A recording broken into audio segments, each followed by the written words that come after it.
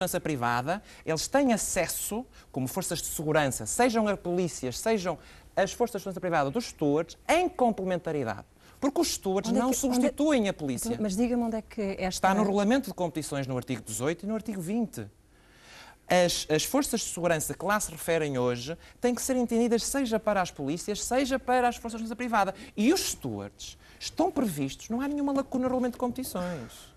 Os stewards estão previstos no artigo 18 do regulamento de competições. Eu não quero transformar esta entrevista... Mas diz exatamente o quê? Já agora, diz que os clubes podem e devem, no caso de lotação igual ou superior a 25 mil espectadores, recorrer a stewards, estou a falar do artigo 18 do regulamento de competições, para fazer a vigilância dos jogos. E mais, diz que é o diretor de segurança dos clubes visitados que tem a responsabilidade de organizar, de coordenar e de supervisionar a ação dos stewards. E já vou chegar a este ponto que é importantíssimo.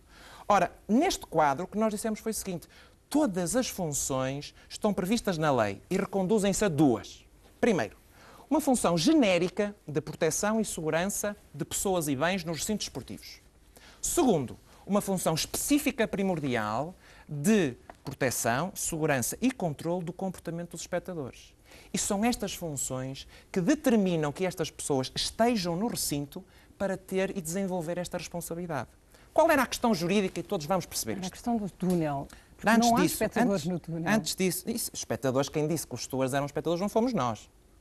Não, mas o que eu lhe pergunto é, acabou de tipificar ou de explicar qual é a função dos stewards? Genérica especial. Relacionou-se sobretudo com a segurança dos espectadores. Não necessariamente só. A sua função específica é essa, mas tem uma função genérica também de segurança e proteção das pessoas e dos bens nos recintos esportivos. E fazem-no em complementaridade com as polícias. As polícias, inclusivamente, devem saber, no início de cada jogo, se o número mínimo de assistentes de recintos esportivos está a ser verificado. E se não estiver a ser observado, o clube visitado é punido pelo Ministério da Administração Interna. Isto para lhe dizer o seguinte: nós, quando nos confrontamos com esta norma, e posso-lhe dizer que nos confrontamos com esta norma quando recebemos o relatório da equipa de arbitragem no dia 22 de dezembro e o relatório dos delegados da Liga. E o que nós tínhamos era isto.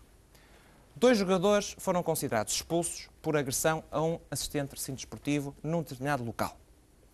Para instaurar um processo, nós tínhamos que ter uma infração alegada, mas desde logo com uma grande presunção de veracidade, porque eram os árbitros e os delegados da Liga que o estavam a descrever. Tínhamos que descrever qual a infração, tínhamos que identificá-la. E quando identificamos essa infração no dia 22, alegadamente, havendo agressão, nós tínhamos que integrá-la no regulamento disciplinar. E confrontámos pela primeira vez nesta comissão disciplinar com esta formulação: agressão contra outros intervenientes no jogo com acesso ou permanência no recinto esportivo. Nós já tínhamos pensado nela noutras circunstâncias porque tivemos algumas outras questões a propósito disto. E identificamos que o fundamental daquela fórmula era o segmento recinto esportivo.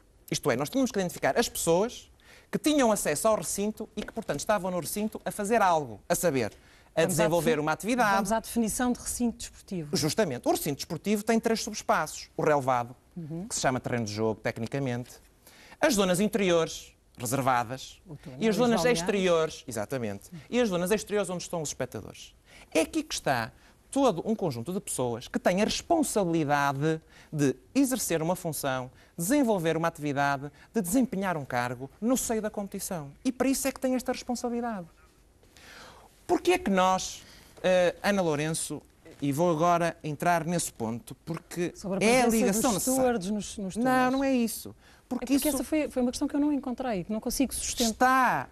Está no regulamento de competições e mesmo que assim não fosse, o facto de a agressão ocorrer em local onde eles porventura não podiam estar, nunca excluiria a ilicitude nem a culpa. Portanto, não seria um fator de exclusão. Não. Mas alteraria o tipo de sanção. Não, nunca.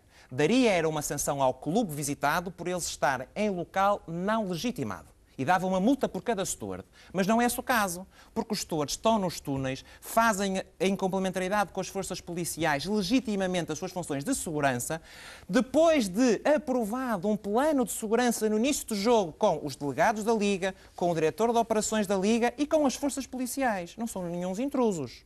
Estão a fazer as funções para as quais são convocados e a lei e as portarias governamentais lhes dão. Mas perante isto e perante estas funções, o que eu queria dizer era o seguinte. Nós recebemos com muita surpresa e com muita estupefação esta decisão do Conselho de Justiça.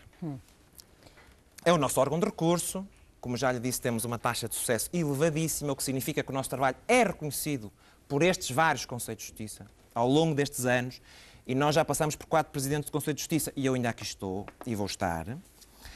E digo-lhe que, com certeza, explicarei já porquê, digo isto, nós não concordamos com ela porque não a compreendemos. Porque juridicamente não a compreendemos. Porque nós elencamos no nosso acórdão da Comissão Disciplinar um critério muito simples. O interveniente na realização do jogo é aquele que tem uma responsabilidade especial de desenvolver uma atividade, desempenhar um cargo. E, seja portanto, médico, bombeiro, maqueiro... Tudo. Os técnicos, os médicos, os massagistas, os delegados da Liga, o diretor de segurança, o diretor de campo, os bombeiros, o pessoal de assistência médica, os dirigentes credenciados pela Liga, os assistentes de recinto desportivo, reconhecidos pela lei, pelas portarias governamentais e pouco mais. Estão lá para que o jogo se realize. Porque se fossem só aqueles que têm acesso ao relevado, o regulamento neste artigo não dizia recinto desportivo, dizia terreno de jogo. E não diz, como diz noutras normas. Há outras normas em que o agente passivo da infração são pessoas que estão legitimadas a entrar ou permanecer no terreno de jogo. Então aí sim, Ana Lourenço, o órgão julgador podia fazer o seguinte, que era restringir e dizer, bom, são só aqueles que têm um acesso direto ou indireto ao terreno de jogo. Não é isto que a lei diz. A lei fala de recinto desportivo. E não há nenhuma lacuna. Porque a lei sabe o que é o recinto desportivo e o assistente de recinto desportivo e o regulamento de competições da Liga fala do que é e deve ser o assistente desportivo. Essa é a sua interpretação da lei. Ela é inequívoca, de facto. Então como é que chegamos a esta declaração, a esta decisão da Federação Portuguesa? Inequívoco era se lá dissesse assistente de recinto desportivo. Mas isso todos os dias nos tribunais, como qualquer jurista hoje que me está aqui hoje a ouvir e outros, sabe que todos os dias nos tribunais, todos os dias nas faculdades, nós ensinamos a fazer o quê? A densificar, como nós dizemos, a interpretar cláusulas gerais. Temos é fazê-lo de uma forma consistente. E por isso é que nós não compreendemos a decisão do Conselho de Justiça, por uma razão muito simples. É que o Conselho de Justiça chegou exatamente ao mesmo critério, numa linha. Nós temos quase 40 páginas. Isso não interessa. Só não chegaria se tivesse revogado todo o castigo, era isso? Exatamente, Ana Lourenço. É que isto, se fosse uma decisão jurídica, dizia assim, afigura-se que serão intervenientes no jogo, além dos delegados dos clubes, de acordo. Demais pessoas que desempenham funções no quadro das equipas em confronto, treinadores, massagistas e médicos, de acordo. O diretor de segurança, o diretor de campo e delegado da Liga, de acordo. Critério do Conselho de Justiça, com responsabilidade sobre o recinto. Ora, se o critério é o mesmo do nosso, muito sumário, o nosso é muito mais desenvolvido e percebe-se porquê. Aqui é um critério que aparece de uma forma quase arbitrária. Porquê é que andaram as páginas anteriores a falar das responsabilidades do assistente de recinto desportivo? Isto com todo o respeito jurídico, compreende? Isto é uma discussão também jurídica. Agora, eu não percebo é porque é que falam das responsabilidades e depois colocam uns e tiram todos os outros que têm responsabilidades no recinto. Então, nomeadamente... Que interpretação é que faz dessa decisão do Conselho? Deixe-me só terminar isto, Ana Lourenço, que é importante. Nomeadamente isto, que nos causou, na sexta-feira, nós estivemos a ler todos, com muita calma, com muita serenidade, o acordo. E chegamos a este ponto e dissemos assim, bom, o Conselho de Justiça incluiu aqui o diretor de segurança. Então não é o diretor de segurança que coordena, de acordo com o regulamento de competições da Liga, a ação dos stewards. Então colocam o diretor de segurança e retiram os stewards que são coordenados pelo diretor de segurança. Ninguém percebe isto. E depois há isto que juridicamente também, vamos dizer assim, nos incomoda, porque é um precedente grave. Inquieta-nos que um órgão de recurso faça... Isto é verdade, isto tem que ser dito neste sentido, uma analogia entre um assistente de recinto desportivo e o público. Porque, sabe, a analogia é proibida para qualificar factos como infrações disciplinares. É um princípio geral do direito sancionatório e que está no regulamento disciplinar da Liga. E, portanto, esta contradição insanável entre dizer qual é o critério da responsabilidade e depois, desculpe o termo, meter uns e tirar outros sem que ninguém perceba. E depois fazer uma analogia que não faz nenhum sentido, a conclusão é esta. Das três, uma. Ana Lourenço. Juridicamente. E era para isso que nós estávamos preparados. Ou confirmava as penas. Ou reduzia as penas, segundo cenário, de acordo com esta infração, ou revogava e absolvia os jogadores. A senhora aceitaria melhor se tivessem sido reduzidas as penas? Aceitava isso como uma decisão jurídica. É evidente, é um órgão de recurso, tem que o respeitar. Então, se esta não é uma decisão jurídica, é uma decisão